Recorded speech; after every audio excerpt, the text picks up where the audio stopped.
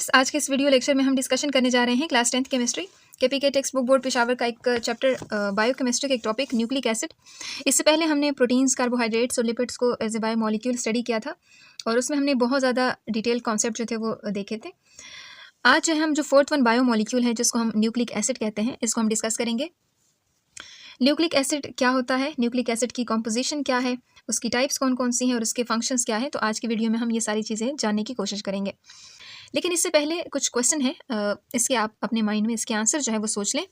आप लोगों ने देखा होगा कि जो बच्चे होते हैं अपने पेरेंट्स के साथ रिजेम्बलेंस शो करते हैं, उनके जैसे होते हैं। बच्चे आपस में, बहन भाई आपस में एक दूसरे के साथ उनकी शक्लें जो है वो मिलती हैं। इसी तरह हमारी आंखों का कलर है, हमारी हाइट है, हमारा ब्लड ग्रुप है, हमारा स्किन कलर है, हमारे बालों का कलर है। तो ये सारी चीज़ों को इसको डिसाइड कौन करता है? तो इन तमाम सवालों के जवाबात जो एक स्पेशलाइज्ड केमिकल हमें देता है, उस स्पेशलाइज्ड केमिकल को हम क्या नाम देते हैं? Nucleic acid. तो असल में जो न्यूक्लिक एसिड होती है एक इंस्ट्रक्शन बुक होती है और ये डिसाइड करती है कि हम कैसे दिखेंगे और हमारा जिस्म कैसे काम करेगा। तो यानी बहुत सारी इंफॉर्मेशन जो होती है वो न्यूक्लिक एसिड के पास मौजूद होती है। तो न्यूक्लिक एसिड का असल में मतलब क्या है, ठीक है, और इसको किसने डिस्कवर किया था, तो ये सारी चीज़ें आज हम जानने की कोशिश करेंगे। अब कहते हैं कि जो न्यूक्लिक एसिड होता है इसको सबसे पहले डिस्कवर किया गया था वाइट ब्लड सेल्स के अंदर 1868 में। फिर स्पर्म हेड में फ्रेडरिक मिस्टर जो है ये उसको क्या करते हैं, डिस्कवर करते हैं। और स्विस फिजिशियन है, ठीक है, और एक बायोलॉजिस्ट भी है। फिजिशियन मीन्स कि एक डॉक्टर है, एक तबीब है। इसी तरह स्विस जो है ये स्विट्जरलैंड से इनका ताल्लुक है। तो ये क्या करता है, ये न्यूक्लिक एसिड को सबसे पहले डिस्कवर करता है। न्यूक्लिक एसिड को जब सबसे पहले डिस्कवर कर लिया गया तो उसको न्यूक्लियन का नाम दे दिया। जैसे यहाँ पर आप लोगों को दिखाया गया, न्यूक्लियन इसको कहा गया। तो यहाँ पर चूंकि ये स्लाइटली एसिडिक था तो इसी वजह से इसको न्यूक्लिक एसिड का नाम दे दिया गया। और ये एसिडिटी किस वजह से थी आगे हम देखेंगे। न्यूक्लिक एसिड जो है 3 इसके मेन कंपोनेंट्स होते हैं, इसके जो यूनिट्स होते हैं वो इसके 3 मेन कंपोनेंट्स होते हैं। उसमें एक कंपोनेंट जो होता है ये फॉस्फेट बी होता है और इसी फॉस्फेट ग्रुप की वजह से देखिए PO4 यहाँ पे आप लोग को लिखा दिखाई दे रहा है। तो इसी की वजह से ये जो न्यूक्लिक एसिड इसकी एसिडिटी इस फॉस्फेट की वजह से ही होती है। तो चलिए आगे देखते हैं क्या लिखा हुआ है। कहते हैं they are found in every living cell as well as in viruses and have been found to be the essential component of gene. यानी ये तो जितने भी लिविंग सेल्स हैं, चाहे एनिमल हैं चाहे प्लांट्स हैं, जितने भी सेल्स होते हैं इन सब के अंदर ये पाया जाता है। आप अपने आसपास गायें, भैंसे, कुत्ते, बिल्लियाँ जो भी आपके आसपास हैं, ठीक है, इवन चूहे जो है, छोटे छोटे प्लांट्स होते हैं, ग्रासेस जो होती हैं, हर एक चीज़ के अंदर ये न्यूक्लिक एसिड जो होती है मौजूद होता है। वायरसेस के अंदर ही मौजूद होता है। उसके बाद कहते हैं they have been found to be the essential component of genes. ये जीन्स का एसेंशियल कंपोनेंट बी होता है। तो ये जीन्स जो है ये क्या होते हैं? आमतौर पर जीन्स को ना हम इस तरह से डिफाइन कर सकते हैं। यहाँ पे मेरे पास एक डेफिनेशन लिखी हुई थी। जीन्स जो है ये इनहेरिटेंस के क्या होते हैं, यूनिट्स होते हैं, ठीक है। और जो DNA होता है ना ये छोटे छोटे यूनिट से मिलकर बना होता है जिसको हम न्यूक्लियोटाइड कहते हैं। आगे हम इसको डिस्कस करेंगे। सो यानी यहाँ पर ये जो जीन्स होते हैं शॉर्ट सीक्वेंस ऑफ DNA भी इसको आप कह सकते हो। अब ये जो न्यूक्लिक एसिड होते हैं इनका जो स्ट्रक्चर होता है ना इसके अंदर स्पेशलाइज्ड ब्लूप्रिंट्स होते हैं, बेसिक इन्फॉर्मेशन होती है किस चीज़ के बारे में? फॉर नॉर्मल ग्रोथ, हमारी जो नॉर्मल बढ़ोतरी है, हमारी जो ग्रोथ है, नशोनुमा है, और जो डेवलपमेंट है each and every living organism, जो भी लिविंग ऑर्गेनिज्म है उसने जिस तरह ग्रो करना है, उसकी शेप कैसी, उसकी खसूसियात कौन कौन सी होंगी। तो ये सारी चीज़ें, इन सारी चीज़ों की जो बेसिक इन्फॉर्मेशन होगी वो कहाँ पे मौजूद होंगी? वो इस न्यूक्लिक एसिड के अंदर मौजूद होंगी। अब आप सोच रहे होंगे कि ऐसा क्या है इसके अंदर ये जितनी भी हमारी एक्टिविटीज़ हैं, हमारी खसूसियात, ये सारी चीज़ें कंट्रोल करता है। तो यहाँ पर कहते हैं कि these are the complex biomolecules. ये जो न्यूक्लिक एसिड होती है कॉम्प्लेक्स बायोमोलिक्यूल्स होते हैं और ये छोटे यूनिट से मिलकर बने होते हैं और उन यूनिट्स को हम क्या नाम देते हैं? न्यूक्लियोटाइड्स का नाम देते हैं। जैसे आप लोगों को याद होगा मैं आप लोगों को प्रोटीन्स बताती थी कि प्रोटीन्स जो है एक बड़े मॉलिक्यूल होते हैं, वो छोटे छोटे यूनिट से मिलकर बने होते हैं जिसको हम अमीनो एसिड कहते हैं। सेम यहाँ पे भी होता है। जो न्यूक्लिक एसिड होती है बहुत बड़े बड़े मॉलिक्यूल्स होते हैं और ये छोटे छोटे यूनिट से मिलकर बने होते हैं, उसको हम क्या नाम देते हैं? न्यूक्लियोटाइड का नाम देते हैं। अब ये जो न्यूक्लियोटाइड होते हैं इसको हम बायोपॉलीमर्स भी कहते हैं और ये न्यूक्लियोटाइड इटसेल्फ किस चीज़ से बना है? न्यूक्लियोसाइड्स और फॉस्फेट ग्रुप से मिलकर बना है। न्यूक्लियोटाइड ना बेसिकली 3 चीज़ों से मिलकर बना है। एक होता है राइबोज शुगर, दूसरा होता है नाइट्रोजीनियस बेस और तीसरा होता है फॉस्फेट ग्रुप। तो ये 3 चीज़ें जो होती हैं, जब इसमें नाइट्रोजीनियस बेस और 5 कार्बन शुगर जो राइबोज शुगर इसको हम कहते हैं, जब ये दोनों मिलते हैं तो उसको हम न्यूक्लियोसाइड कहते हैं। जब फॉस्फेट बेस के साथ अटैच हो जाते हैं तो उसको हम न्यूक्लियोटाइड का नाम देते हैं। अब ये तो हमने इसकी जनरल डिस्क्रिप्शन पढ़ी न्यूक्लिक एसिड के बारे में। अब हम बात करते हैं न्यूक्लिक एसिड की कौन कौन सी टाइप्स हैं। तो न्यूक्लिक एसिड की ना बेसिकली 2 टाइप्स होती हैं। एक होता है DNA deoxy ribo nucleic acid और दूसरा होता है राइबो न्यूक्लिक एसिड जिसको हम RNA भी कह सकते हैं। डीएनए का नाम आप लोगों ने कहीं ड्रामों में, मूवीज़ में इस तरह का नाम सुना होगा कि डीएनए जो है डीएनए टेस्ट करवा लें, ठीक है। डीएनए से वेरियस बीमारियों को इलाज किया जाता है। यानी हम कह सकते हैं कि जो डीएनए टेस्ट होते हैं यूज़ किए जाते हैं मेडिसिन फील्ड में, फोरेंसिक साइंस में, क्रिमिनल इन्वेस्टिगेशन में, कहीं पे कोई क्राइम हो जाते हैं तो वहाँ पे जो इन्वेस्टिगेटर्स होते हैं वो जाते हैं वहाँ से डेटा जो होते हैं वो कलेक्ट करते हैं। अगर कहीं डीएनए किसी का बाल वहाँ रह गया, किसी की स्किन रह गई है, तो वहाँ से डीएनए एक्सट्रैक्ट किया जाता है और जो सस्पेक्ट होते हैं उनका पता लगाया जाता है। इसी तरह track down the blood relatives, जो ब्लड रिलेटिव्स होते हैं उनका भी मतलब एक तरह से पता चलाया जाता है। जैसे किसी वो एक होता है ना, कभी एक मेले में एक बच्चा खो गया तो उसको वो बच्चा बहुत टाइम बाद मिला, वो बड़ा हो चुका है, उसने कहा कि भाई ये तो मेरा बच्चा नहीं है। तो इस तरह से यानी उसका पता लगाया जाता है कि किस इन दोनों के बीच में रिश्ता है या नहीं है।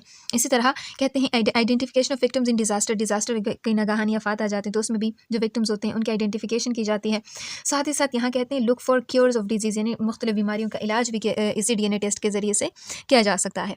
सो ये तो हमने बात कर ली न्यूक्लिक एसिड की, यानी जिसमें हम डीएनए की बात करते हैं उसके यूज़ की हमने बात करी जो डेली लाइफ में हमारी मदद करता है। तो सबसे पहले यहाँ पे बात आती है composition of nucleic acid. Nucleic acid की कॉम्पोजिशन, न्यूक्लिक एसिड बना किस चीज़ से है? सो कहते हैं the monomers of nucleic acid are called nucleotides. जैसे हमने पहले भी डिस्कस किया कि जो न्यूक्लिक एसिड होते हैं वो छोटे छोटे यूनिट से मिलकर बना होता है जिसको हम न्यूक्लियोटाइड्स कहते हैं। ये न्यूक्लियोटाइड बने किस चीज़ से हैं? अब आपसे यहाँ पे शॉर्ट क्वेश्चन पूछा जा सकता है कि न्यूक्लिक एसिड की कॉम्पोजिशन बताएं या न्यूक्लियोटाइड की कॉम्पोजिशन बताएं। तो ये चीज़ें, ये 3 कंपोनेंट से न्यूक्लियोटाइड बना होता है। अब देखें इसके अंदर सबसे पहला कंपोनेंट 5 कार्बन शुगर होगा, दूसरा नाइट्रोजन कंटेनिंग ऑर्गेनिक बेसिस या फिर आप यूँ कह सकते हैं नाइट्रोजन इस बेसिस भी इसको कह सकते हैं। तीसरा इसमें फॉस्फेट ग्रुप होगा। तो ये 3 चीज़ें न्यूक्लियोटाइड्स की कंपोजिशन बनाती हैं, न्यूक्लियोटाइड को बनाते हैं। अभी जो 5 कार्बन शुगर होता है, आपको याद होगा जब हम कार्बोहाइड्रेट्स पढ़ रहे थे तो उस वक्त हमने कहा था कि कार्बोहाइड्रेट्स को हम क्लासिफाई करते हैं मोनोसेकेराइड, डाइसेकेराइड या ओलिगोसेकेराइड और उसके बाद पॉलीसेकेराइड्स। फिर हम मोनोसेकेराइड्स को कार्बन की तादाद के बेसिस के ऊपर भी हम क्लासिफाई कर रहे थे। तो उसमें 4 कार्बन कार्बोहाइड्रेट है, इस तरह 5 कार्बन है, 6 है, तो यानी इस बेसिस के ऊपर हम इसको क्या करते थे, डिवाइड करते थे। तो उसमें जो 5 कार्बन शुगर था इसको हमने नाम दिया था राइबोज शुगर का नाम दिया था। अब ये जो राइबोज शुगर होते हैं ना, डीएनए और आरएनए में दोनों में सेम होते हैं, बस उसमें एक जगह के ऊपर थोड़ा सा फर्क होता है। जो डीएनए होता है उसके अंदर जो सेकंड कार्बन होते हैं ना, देखिए एक राइबोज शुगर के एक स्ट्रक्चर आप लोगों को नजर आ रहा है, देखिए इन दोनों के बीच में सिंगल बॉन्ड, ये देखें। तो यहाँ पे इनमें जो सेकंड कार्बन है ना, सेकंड कार्बन के ऊपर जो H होते हैं इसके साथ यहाँ पे O मौजूद नहीं होता, ऑक्सीजन मौजूद नहीं होता। लेकिन अगर वहीं पे राइबोज में देखा जाए तो उसमें ऑक्सीजन जो है वो मौजूद होता है। तो इसी वजह से जो डीएनए के अंदर होते हैं उसको हम डीऑक्सी कहते हैं, यानी यहाँ पे एक ऑक्सीजन जो है वो रिमूव हो चुका है। ठीक है, तो डीएनए के अंदर डीऑक्सीराइबोज होगा, यानी से यहाँ से एक ऑक्सीजन जा चुका होगा, और आरएनए के अंदर राइबोज होगा, एक्जैक्टली होल राइबोज होगा, पूरा उससे कोई ऑक्सीजन जो है वो कहीं नहीं जा चुका होता। अब यहाँ पे आप लोगों को मिसप्रिंटिंग की वजह से डबल डबल बॉन्ड्स आपको नजर आ रहे हैं, हालांकि इसका स्ट्रक्चर कुछ ऐसे सिंगल बॉन्ड्स इनके दरमियान मौजूद होते हैं। ठीक है, आपकी बुक में शायद मिसप्रिंटिंग ना हो तो सही तरीके से आप लोगों को वहाँ पे मिल सकती हैं। तो आपसे पूछा जा सकता है डिऑक्सीराइबोज और राइबोज में क्या फ़र्क है, तो आप बता सकते हैं कि इसमें जो शुगर है उसमें डिऑक्सी डीएनए के अंदर जो शुगर होता है उसमें सेकंड कार्बन के ऊपर जो ऑक्सीजन होता है वो जा चुका होता है, जिसकी वजह से उसको डिऑक्सीराइबोज कहते हैं। उसके बाद कहते हैं जो नाइट्रोजीनियस बेसिस होती हैं 5 टाइप्स की होती हैं। यूरासिल है, साइटोसिन है, थायमीन है, एडेनिन है और गवानीन है। इसमें जो यूरासिल होता है ना, ये कहाँ मौजूद होता है, ये आरएनए के अंदर राइबोन्यूक्लिक एसिड के अंदर मौजूद होता है। ठीक है, इंस्टेड ऑफ थायमीन। ठीक है, तो आगे जाके हम इसको देख लेंगे। उसके बाद आता है फॉस्फेट ग्रुप, देखिए PO4 यहाँ पे मौजूद होता है। अगर आप लोगों को इसका जनरल स्ट्रक्चर देखें ना, तो इसमें एक राइबोज शुगर होती है, एक नाइट्रोजनस बेस और तीसरा क्या है, फॉस्फेट। ठीक है, अब इसमें देखिए फर्स्ट कार्बन, ये सेकंड कार्बन, ये थर्ड, ये फोर्थ और ये फिफ्थ। तो इसमें जो फर्स्ट कार्बन होता है उसके ऊपर बेस अटैच होता है। जो फिफ्थ कार्बन होता है यहाँ पे देखिए फिफ्थ कार्बन, ठीक है, फिफ्थ कार्बन यहाँ पे मौजूद है, इसके साथ फॉस्फेट ग्रुप अटैच होता है। यहाँ पर जो O होता है ना, OH, ये क्या करता है, इससे चेन की इलोंगेशन होती है, आगे इसको हम देखेंगे। तो यहाँ पर डिऑक्सीराइबो न्यूक्लिक एसिड क्या है, डिऑक्सीराइबो न्यूक्लिक एसिड जिसको हम DNA भी कहते हैं, इसके अंदर डिऑक्सीराइबोज शुगर मौजूद होगा। और इसका स्ट्रक्चर सबसे पहले जेम्स वेटसन एंड फ्रांसिस क्रिक 1953 में क्या करते हैं, डिस्कवर करते हैं। ये दोनों जो है, ये दोनों साइंटिस्ट के कैम्ब्रिज यूनिवर्सिटी के यंग रिसर्चर्स थे। उन्होंने बहुत अच्छे से DNA का स्ट्रक्चर जो था वो पेश किया था, एक मॉडल के तौर पर उसने पेश किया था।